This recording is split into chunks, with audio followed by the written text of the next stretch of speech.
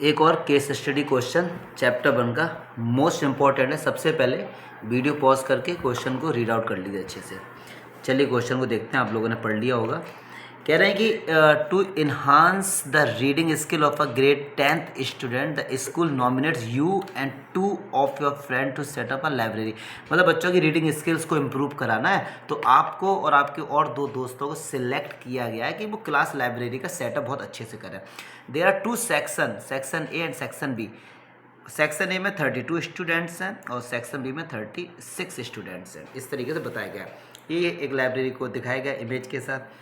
अब इतना करने के बाद सीधे हम लोग आते हैं क्वेश्चन पे।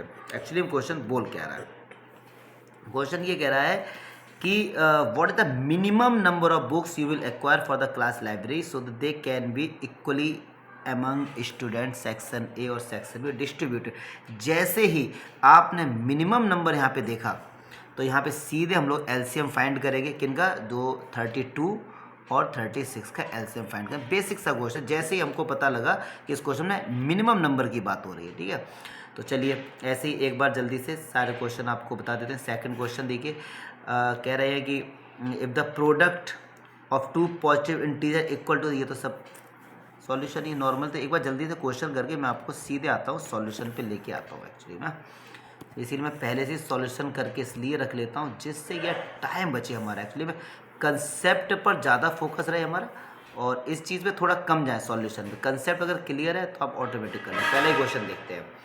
पहले क्वेश्चन में ये कह रहा है कि भैया मिनिमम नो एलसीएम फाइंड करते हैं। एक 32 है, एक 36 है। इनके आपने फैक्टर किए, एलसीएम कैसे होगा? जो दोनों में कॉमन है, ये 2, इसको एक बार लिख दिया। ये देखिए, अब ये जो कॉमन है इसको एक बार लिख दिया। बाकी जितने नंबर बचे हुए ये और ये इनके कोई भी पेयर नहीं है, इनको एज इट इज़ लिख दिया गया। फिर इनका मल्टीप्लाई किया तो एलसीएम कितना है? 288।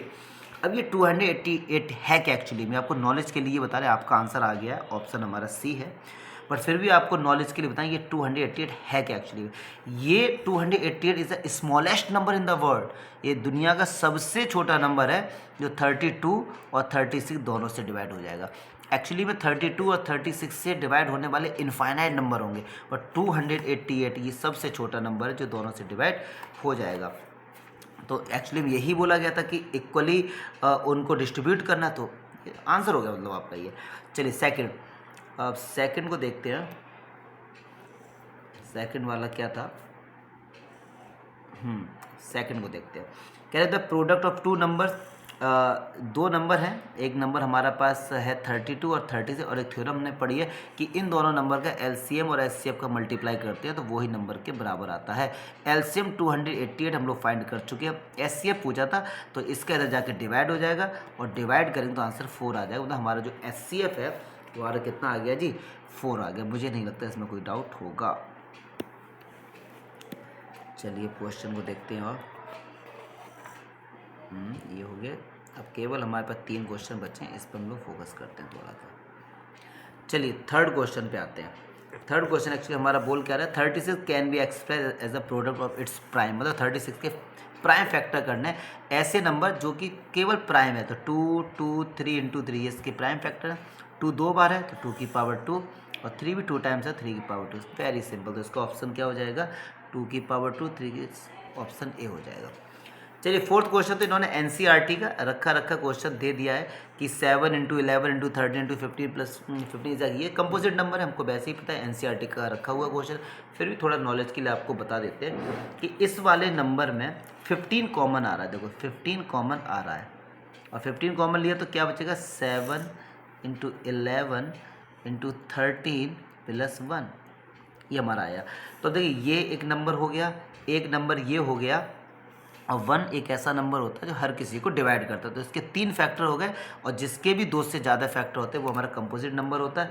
तो इसका जो आंसर आ गया वो ये हो गया, सेक्स ऑप्शन बी, कंपोजिट नंबर। ठीक है, सिंपल था ये। चलिए फिफ्थ पर आते हैं।